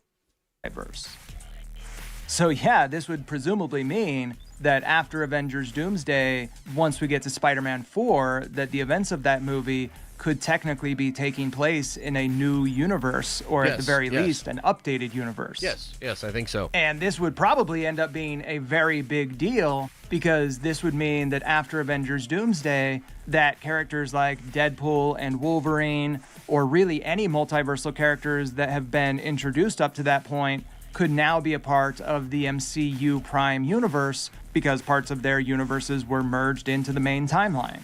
Yeah, totally could be. And I do want to move on from this, but I just wanted to say the thing that I do find very intriguing about this idea of Marvel Studios creating a new sacred timeline or a new Prime universe at the end of Avengers Doomsday is that it would really give Marvel Studios a chance to go really crazy with what they do in Spider-Man 4 and also Avengers Secret Wars. Yeah, now that I absolutely agree with, and I also think it's like piecemealing out the concept of a new universe. So they're going to soft reboot. What's the best way to get the audience ready for a soft reboot? Do a soft reboot in the middle of the two Avengers movies that gets either undone or obviously isn't permanent. So I think they're setting up the soft reboot concept with Spider-Man 4. Because those are probably the only two films where we would actually see this new continuity and new timeline in place. Because once we get to the end of Avengers Secret Wars, we know that Marvel Studios are likely going to be resetting the multiverse once again to do a sort of soft reboot of the MCU. Yeah. But in the meantime, by just having a new main timeline for the events of Spider-Man 4 and at least part of Avengers Secret Wars, this would allow Marvel Studios to play out a whole bunch of different cool what-if type scenarios, but in live action. You know, it would allow them to go crazy establishing a whole new universe that could be anything they wanted it to be, because it wouldn't have to fall in line and make sense with all of the previous storylines and canon of the MCU prior to that. Yeah, totally. And I think the other question is, like, how weird are they going to get? Will there be multiple versions of characters? Is there just one Spider-Man? Is there multiple Spider-Man? Are Spider-Men something more than just street-level heroes in this universe? How much of the elements from Battle World and the Jonathan Hickman Battle World, how much of that is going to be adapted? Because another thing that I've talked about that I thought would be sick is, like, what if it's not just that it's a new universe, but it's a new universe and a lot of the multiversal refugees are brought into that universe? Some of them might be on Earth just chilling. Others might be utilized for different tasks or for different things. Like maybe there's a version of Sakaar and we have gladiatorial battles, right? Because one of the rumors for Secret Wars is that the Spider Boys are going to have to fight each other. They're going to be made to fight each other in Secret Wars. Well, how does that happen? Maybe they're forced to. Maybe they're on Sakaar and they're forced to. And it's broadcast throughout the whole universe. Doom doing Doom things. It's like Gladiator meets Marvel. I'm not really sure. But it's, you know, there's so much possibility. And these are some of the biggest questions about what Marvel's actually cooking. Which, in my opinion, this is one of the reasons that alternate universe comic storylines like Earth X or the Ultimate Imprint are often some of the best stories. Yeah. Because they can just start fresh and are not tied down by the past history of Marvel Universe continuity. Sure. So they can just write whatever story they want. Now, as far as what changes Marvel Studios might go for in a situation like this, we can only speculate. True. But we could see the Fantastic Four now as a part of the main timeline. And I also think this would be a good way for Marvel Studios to bring back characters who had died in the past but could now return as if their death never happened. Yep. It would also be cool to see something super comic booky, like a superhero president. Like maybe we could see Chris Evans returning as old man Steve Rogers, but to be president of the United States. Yeah, could be. They could also introduce an entirely new version of the Avengers with an entirely new lineup that could just exist for Dark the events Avengers. of Spider-Man 4 and Avengers Secret Wars. Dark Avengers. And then the big change is that I definitely think Marvel Studios would use this as a way to bring in some of the mutants and the X-Men for the remainder of the Multiverse Saga. Because Kevin Feige actually talked about this at a recent Disney event in Asia, where he said that Avengers Secret Wars would open the door for the X-Men and mutants to enter the Prime MCU for the next saga afterwards. When are we going to see the X-Men properly enter the MCU? Well, as you said, I mean, it has already started, and certainly Deadpool Wolverine was the biggest yet. I think you will see that continue into our next few movies and some X-Men players that you might recognize. And then right after that, the whole story of Secret Wars really leads us into a new age of mutants and of the X-Men. And again, one of these dreams come true that we finally have the X-Men back in Marvel Studios. True. Now, what Feige said there definitely makes sense because I think we all know that Marvel Studios are likely going to use Avengers Secret Wars to do a multiversal reset that allows for them to bring mutants into the Prime universe on a larger scale in a way to where it's like they just always existed there. But what I thought was interesting about Feige's answer there is that he said that we would also be seeing some familiar X-Men and mutant faces popping up in some of the next few MCU films before Avengers Secret Wars. Yeah. And I thought it was interesting that he said films plural and also that he didn't single out the Avengers films. Because I think most of us are expecting to see some of the big legacy X-Men characters like Wolverine, for example, in Avengers Doomsday. But based on Feige's response there, it sounds like we could be seeing some X-Men characters popping up in at least one of the other movies besides Doomsday and Secret Wars. What if there's another one? In Phase 6 as well. And if you look at the Phase 6 lineup, there's not a lot of movies on that slate right now. And with Spider-Man 4 being the one movie we know will tie into the events of both Avengers Doomsday and Avengers Secret Wars, it does make me wonder if we might see one or two or maybe even more X-Men characters popping up in that movie. Which I know that might sound crazy because this is a Spider-Man solo film, but I do think that with this movie being the one movie that will come out in between the Avengers films, that they might go extra large and extra crazy and over the top with what they do with this film because of how it will have to tie into everything that's happening with the... So I was kind of thinking that too, and maybe you will get some mutant stuff in Spider-Man 4. Like, I'm kind of interested in, like, are they, you know, in this sort of whatever it is, recreated 616 that Doom does, are the X-Men present on Earth? Maybe. But there's also a possibility of, like, other things going on too. But you could also have them in Spider-Man. I have a feeling, though, that Spider-Man is going in more of a supernatural direction, actually. Avengers films and the larger multiverse. But, you know, you get my point. And besides, I'm kind of getting off track because The bigger point I was trying to get at is even though this concept of a new version of the Sacred Timeline is not exactly the same as Battleworld, I do think that this idea of Doom merging multiversal timelines into a new Sacred Timeline is still a very similar concept that would work for what's already been established so far in the MCU. Plus, I mean, something I touched on in the last video is that I do still think that we could see something that is closer to the comic book version of Battleworld with the Void in Avengers Secret Wars. And even if a new Sacred Timeline is created, I do still think that the Void could end up being a major location in the Secret Wars movie. So we could even get a situation that's kind of the best of both worlds, where we have certain elements of Battleworld adapted into this new Sacred Timeline, and then we also have the Void, which will be much closer to how Battleworld was portrayed in the comics. Fair. And I just wanted to touch on this real quick since we were talking about Spider-Man 4, because for a long time now, we have heard a lot of rumors that at least one of the movies that comes out in between Avengers Doomsday and Avengers Secret Wars will take place in the MCU's version of Battleworld. And it's possible that that could technically be the case, but instead of Spider-Man 4 occurring in something like the Void, it could instead exist in this new iteration of the MCU Prime Universe as a part of this new timeline that's just been created and has all... I think that's the more logical route, especially according to a lot of the rumors. That's what I think is going on. Of these new different aspects and characters that are a part of it. So yeah, it's not exactly the same as Battleworld, but it would still be close. Yeah, it's a lot more like Brave New World or One More Day. Or, no, sorry, not Brave New World. One More Day. What's the other one? The Mephisto Johns.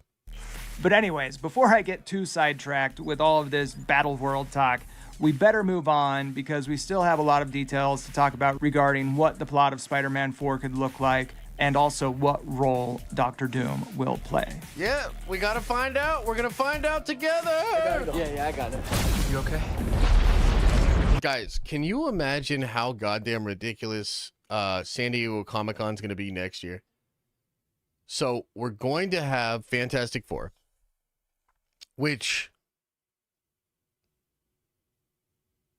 I mean, the original plan for Fantastic Four was for it to take place 2 years before Secret Wars, and it was going to introduce Doctor Doom as the Secret Wars villain. Not a Secret Wars villain, the Secret Wars villain at the end of Fantastic Four.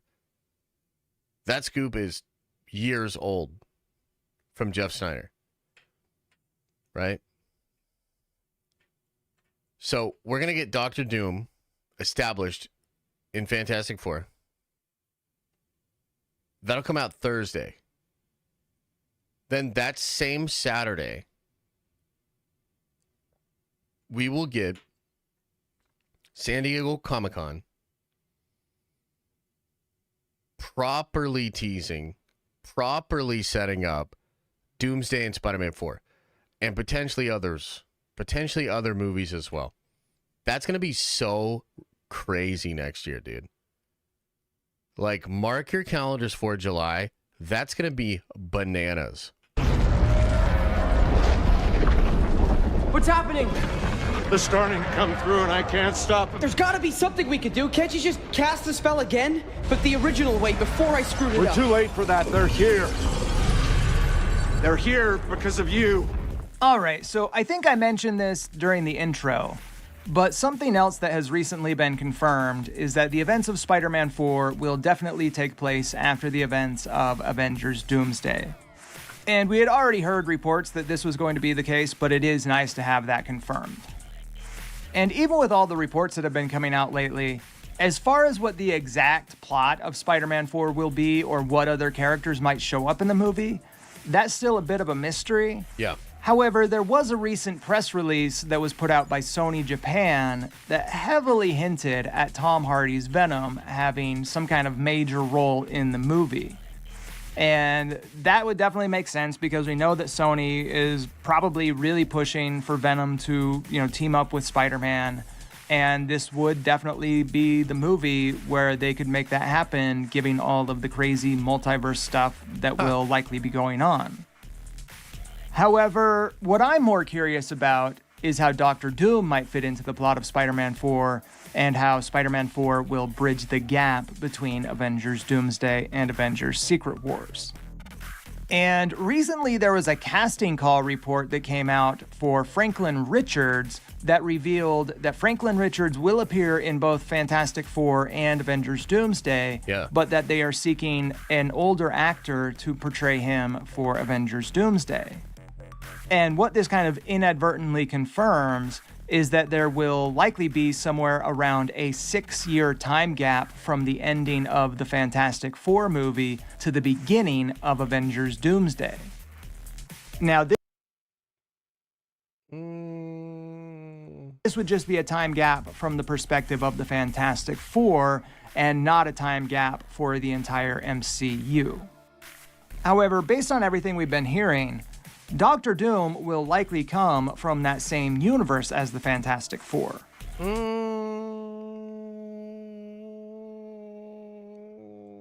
So if that universe ends up being destroyed by an incursion at the end of that movie, like we've been speculating will happen, then that means that there will most likely be a long time gap for Doctor Doom between the events of the Fantastic Four movie and Avengers Doomsday as well. Technically, what was reported was that Victor comes from the same universe that Reed comes from. It did not technically say that they both come from the native universe that the Fantastic Four movie takes place in. I'm not sure if they will be revealed to both come from a different universe, but that is out there. So we don't know for sure. That's like a lowercase r rumor. But sometimes these scoopers are like very tricky with the way they word stuff. So you could, yeah. As well. And this time gap will likely be very important for Doctor Doom's overall plot development in Phase 6. So I think the time skip will happen in the film. I think the time skip will happen in the movie, not after the movie. Now, it's possible, like, so, because what he's talking about is, like, Daniel said they were casting a 3 to 4-year-old for Franklin in the Fantastic Four movie. Well, that's already a time jump because we're going to see Franklin literally birthed in the movie. So Franklin will be birthed, I think, in space. I'm not really 100% sure on that, but Franklin's going to be birthed. Galactus is going to show up and be like, yo, give me Franklin or I'm going to destroy the world. So there's already going to be a time skip to make Franklin into a 4-year-old. It is possible that then after they leave that universe, when coming into 616, maybe they've been traveling for so long that to them, Franklin then ages up to 13. Something else that's really interesting about Franklin is in comics, Franklin can age himself up to anything. So there's a moment in comics where Franklin, you know how all kids like want to grow up really fast? And there's a moment in young adulthood where we're like, oh, I just can't wait to be a grown-up. I just want to be a grown-up now. And then we like grow up and we experience bills and like how harsh the real world can be. And we're like, ah, shit, I was so dumb. I want to go back to being a kid.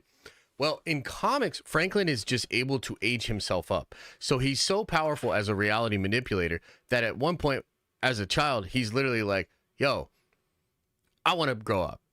And then he just, boom, grows up. So the time change for the actor, I don't know if it represents a time change for the actual family, or if it represents a change that happens in the Fantastic Four film, or if it's a change that happens just because Franklin wills it to be. Because it would likely be during this time where he would kind of get his big grand plan figured out, and when he would go off and raise his multiversal army and also study the cause of the incursions. And something that Alex Perez has been talking about with several of his recent Spider-Man 4 scoops is that Doctor Strange's spell and the large rift that occurred at the end of Spider-Man No Way Home will play a significant role in the events of Avengers Doomsday. Yeah. Now, based on his recent articles, he doesn't know exactly how those will fit in. Sure. But he does have a very interesting theory that kind of ties together with some of his other scoops. And basically what he's suggesting is that in the time gap in between the Fantastic Four and Avengers Doomsday, that Doctor Doom will be studying the cause of the incursions, and that this near incursion event that happened at the end of No Way Home will actually be the event that draws Doctor Doom to the MCU 616 universe in the first place. That basically, while Doom is studying the cause of the incursions, that this will lead him to discovering the MCU 616 universe, where he will learn that the way this incursion was stopped was because of the spell that Doctor Doom cast, making everyone forget who Peter Parker was. And that basically, in order for Doom's bigger plans to work, that he will need to undo this spell and let that final incursion occur so that he can then reform the sacred timeline. That's possible. It's also possible that the sacred timeline is something like the anchor timeline of the entire multiverse, which is hinted at, via the Deadpool and Wolverine deleted scene, and even just the plot of Deadpool and Wolverine itself. So it's possible that rather than like discovering randomly 616 and being like, damn, there was this big incursion, instead Doom will realize that the entire multiverse is dependent on this one universe. And so if he wants to recreate the multiverse, he can only do so by recreating the sacred timeline. Everything else doesn't matter. Everything else would just die. So I think that's probably a more likely scenario. Also, if Doom is from the original version of 616, that's also a way to take him to 616, the Kang, He Who Remains manipulated version, and discover what happened with Peter Parker. Because think about this. If Tony Stark, the one that we watched through the Infinity Saga, if that's a Doctor Doom variant that was raised as Tony Stark, it's possible some form of magic or something made everybody forget about Victor, or you know what I mean? Or something like that. So I think there's a lot of ways that take Victor to 616. The very fact that like Tom Holland is so important to the plot of Doomsday makes me think that Tom, as the anchor being of the 616, is really important. But we know via Deadpool and Wolverine that you can make a new anchor being or new anchor beings for a universe, right? And so this could be what leads to Doctor Doom making a deal, or at least attempting to make a deal with Peter Parker. I wonder how the F4 and Doom haven't caused an incursion since they're not natively from that universe. It's probably via technology. So like in Across the Spider-Verse, we realize that you can do multiversal travel via technology, and it doesn't create some of the problems that magic does. So you can think of it as technology being a little bit more of a stable version of multiversal travel, magic being a less stable version of multiversal travel.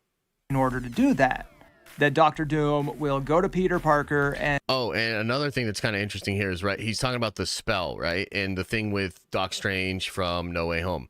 Well, as I've told you guys before, there was originally a plan for Miguel from Across the Spider-Verse to connect to Kang, and that he was going to be working basically for Kang. And Kang, or rather Miguel, mentions Doctor Strange and the little nerd on planet 199999. So this plot point is super important. It's going to be important to what Marvel does with Tom Holland and with the overall MCU. It was going to be important via Spider-Verse, which is why it's mentioned.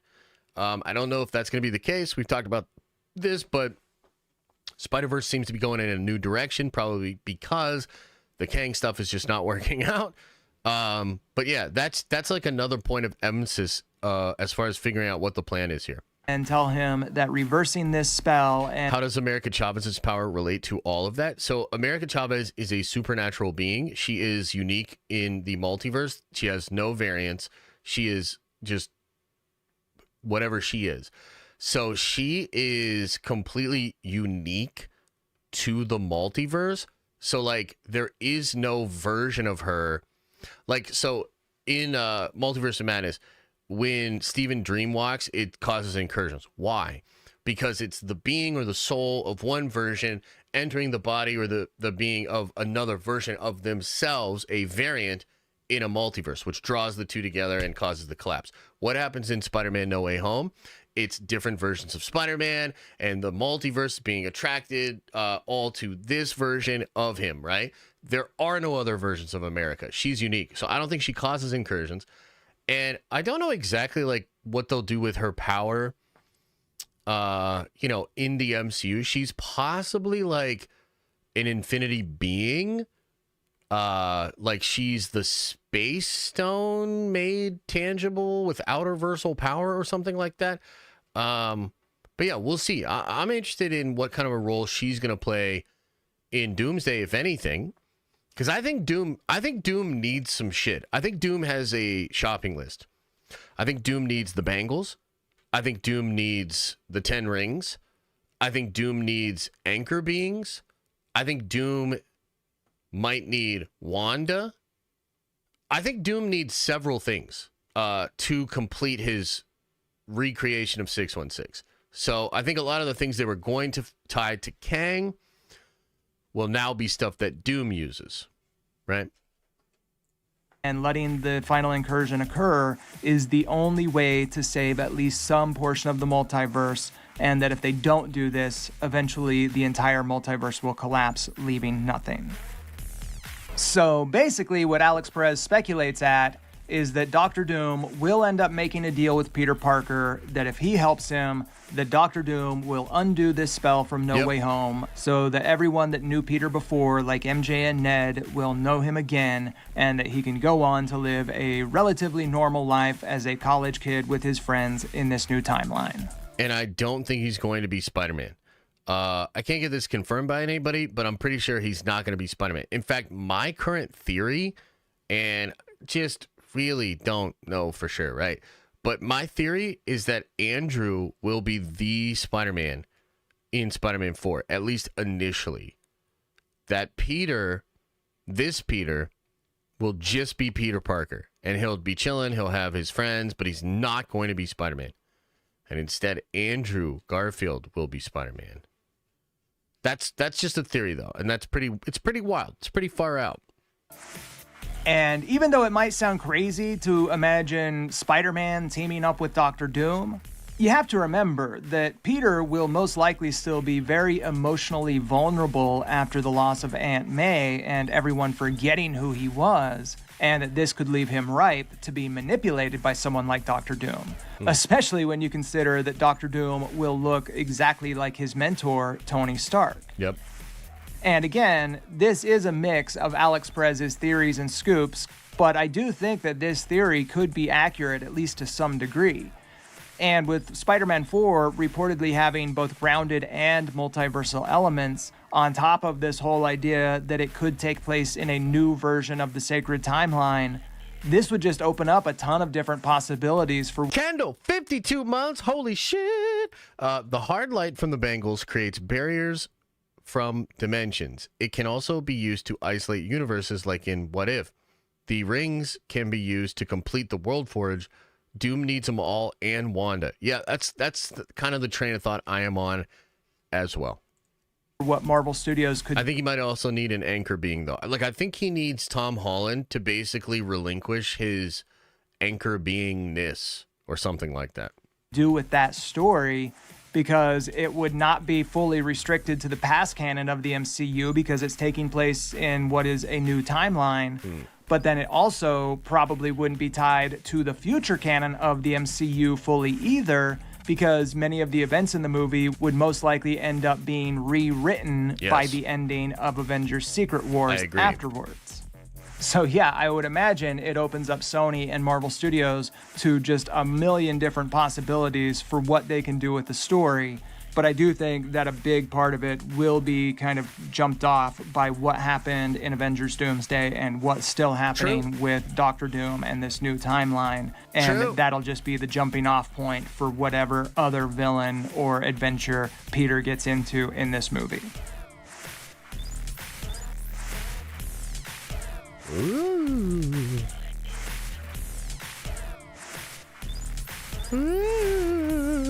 All right, so now that we've discussed some of the details and theories regarding Avengers Doomsday and Spider-Man 4, now let's pick up where we left off in the last video and do just a little bit of theorizing on how everything we've been talking about could lead into Avengers Secret Wars and what could happen there. Now, obviously, a lot of what I've been discussing in this video is based on this idea that Doctor Doom's goal will be to usurp Loki at his place in the end of time so that he can take over the multiverse and create a new version of the sacred timeline. So, in order to move forward and discuss what we could see happen next after Avengers Doomsday and Spider-Man 4 in the Secret Wars movie, we have to work off of that same premise. Okay.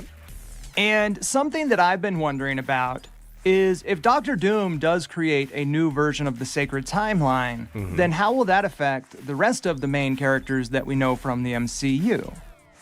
Well, my guess is that some of those main MCU characters could end up being pruned or somehow sent to the void during the big multiversal battles that we will most likely see occur in Avengers Doomsday. Yeah. And then those who aren't could end up dying in the final incursion, but that some of them could then be reborn into the new prime universe of the MCU once the new sacred timeline is created. However, the thing is, if that happens, then most of those characters would likely have no memory of the events that occurred previously in Avengers Doomsday or anything that happened with Doctor Doom. Yeah. And that it would probably just be that this is how life has always been. Yes. However, if that's the case, then of course I do think there would be a few exceptions.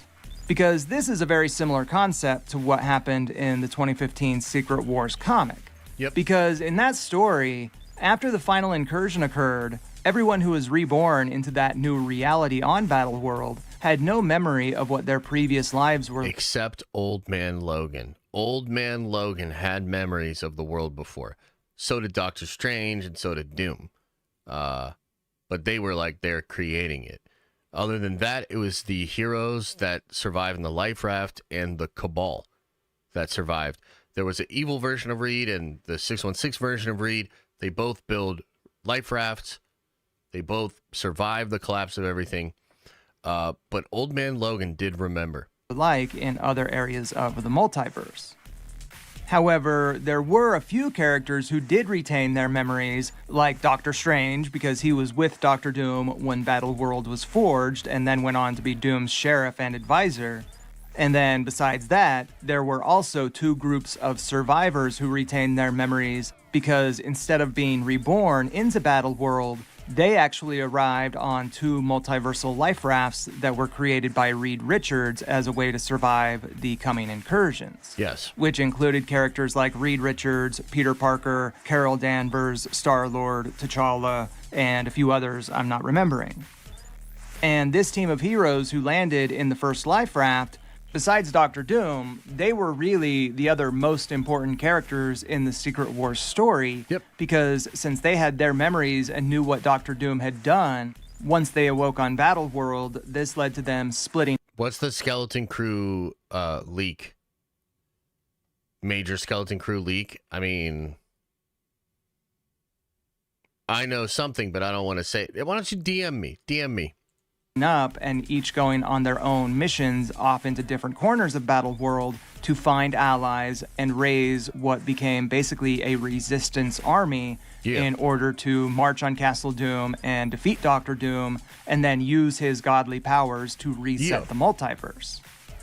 So perhaps we could see something similar to that happen in the MCU in the Secret Wars movie, where besides any characters who might get sent to the void, only a select handful of characters in the new timeline will retain their memories or maybe somehow figure out a way to get their memories back. Now, given everything we've been talking about in this video regarding Doctor Doom and Peter Parker and, Peter Parker potentially making a deal with Doctor Doom and all of that, if, some elements of that turn out to be true, then it definitely sounds like Peter Parker would be one of those characters who would retain his memories. So perhaps one of the plot elements that we will see in the Secret Wars movie adapted from the Secret Wars comic could include Peter trying to figure out how to stop Doctor Doom by going out and finding other heroes that he knew in the previous iteration of the multiverse and basically trying to convince them of what happened before, even though they now have no memory of it, similar to the resistance of heroes who went out and were raising an army against Doctor Doom in the Secret Wars comic. Sure. And of course, if we do see a scenario like this where only a handful of characters retain their memories, One of the other characters that I could definitely see retaining his memories of what happened is Doctor Strange. But that's definitely a larger topic for a longer video. Hell and yeah. we still have to wait and see what happens with Doctor Strange 3 and hope, please, that Marvel Studios can figure out a way to still make Doctor Strange 3 happen in phase. Please, just do it. Just figure it out. Do Doctor Strange 3. I want it. 6. I feel like it's looking less and less likely at this point, but then we'll see some new reports coming out saying, no, they're still trying to make it happen. So we'll they are trying to make some other stuff happen. But see. But that will definitely make a big difference on what Doctor Strange's overall role will be in the upcoming Avengers movies, whether or not he gets a solo movie in between them. So yeah, we'll see what happens. But I think we will call it here for this one. Such a good video, man. Calte!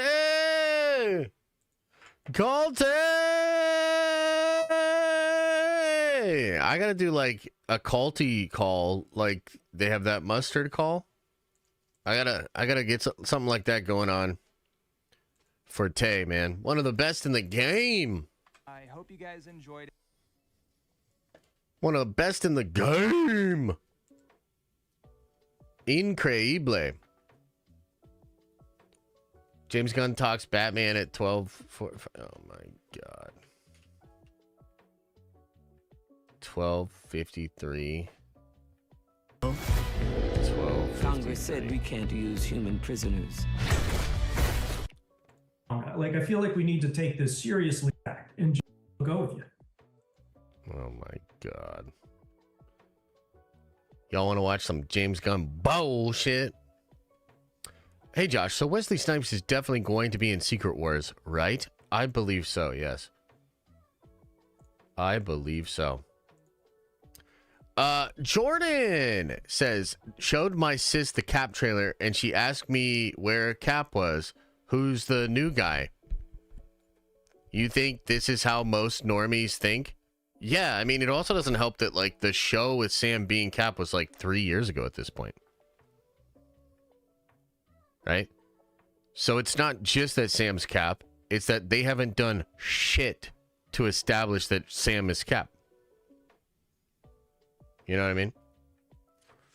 All right, let's watch a little bit of this Gunn bullshit. And then we'll call it a stream, okay?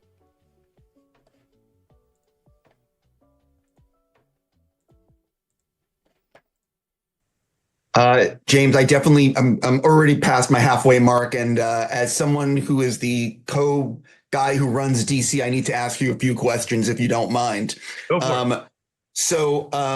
Listen, I got a question. What's your fucking problem, James? Love Matt Reeves' Batman movies. Ooh, watch his face here. Wait. Penguin, Batman.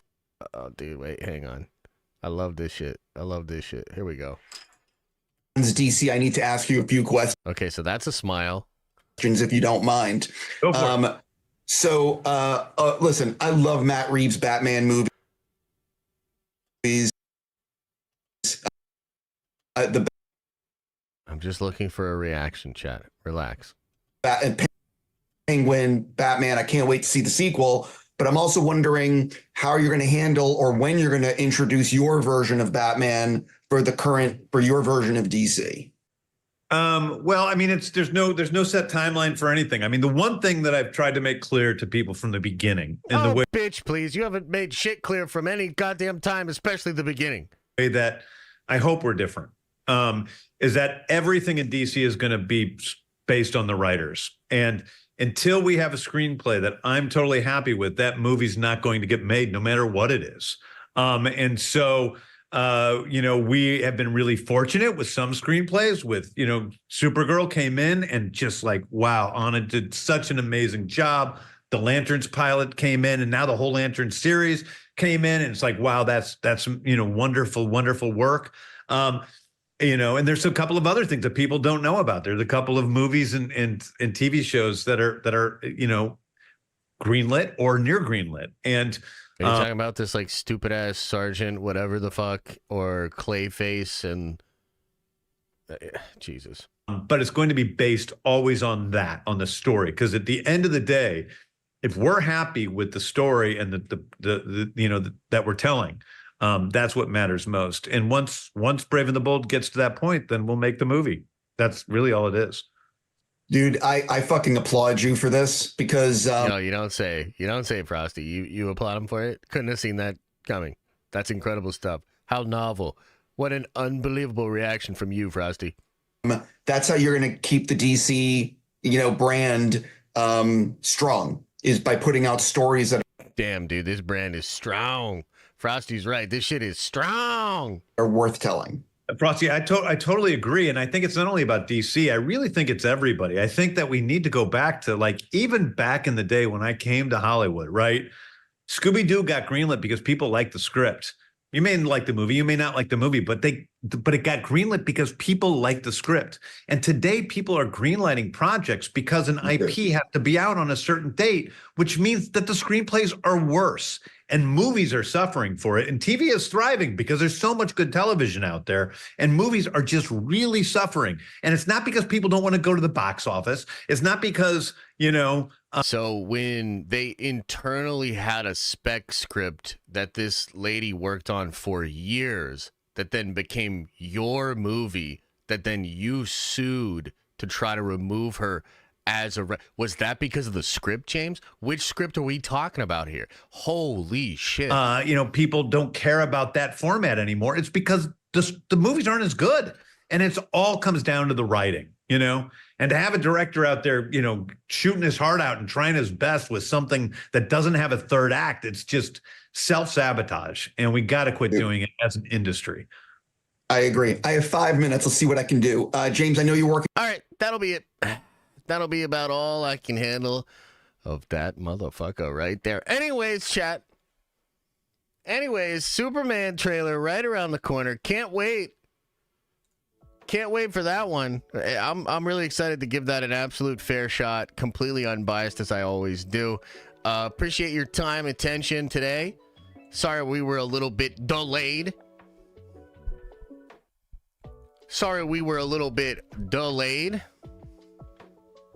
We'll be back at it tomorrow, of course, at noon. Big video dropping for you later today. It's going to blow your freaking minds. And I don't say that for all the videos, so make sure you go watch that one.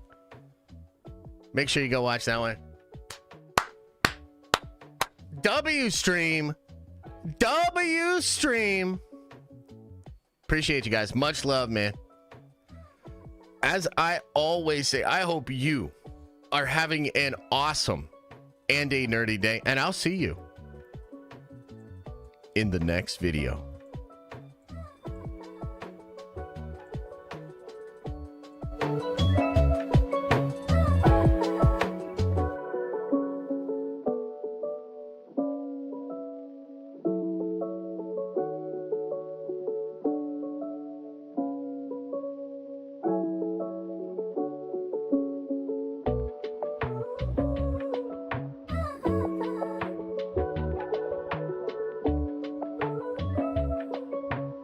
On Superman and Peacemaker. Have you Turn that fucking shit off!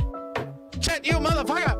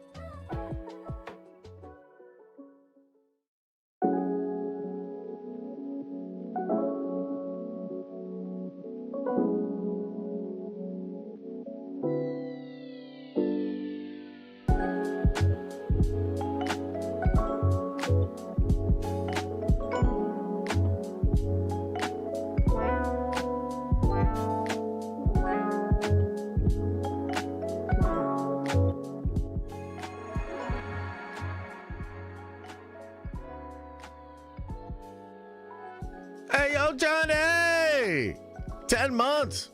I think Batman film with Mr. Freeze. Gunn need to write himself in as Jack Frost, Mr. Freeze sidekick. He definitely has the frosty pube hairs for it. Jesus Christ. Is everybody gone? Did everybody leave?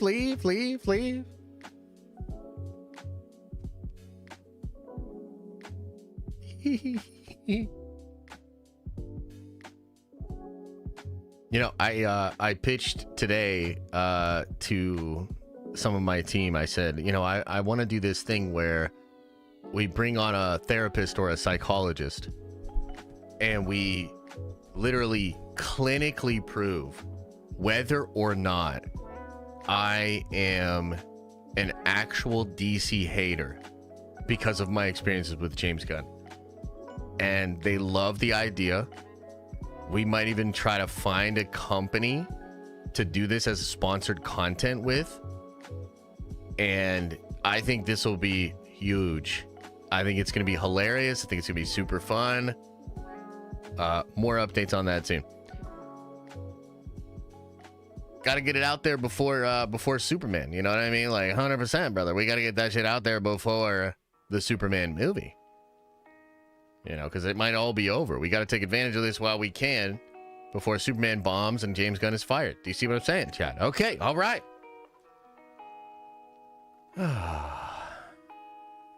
Appreciate you. Remember, open up your third eye and wash out your stinky butt. Hope.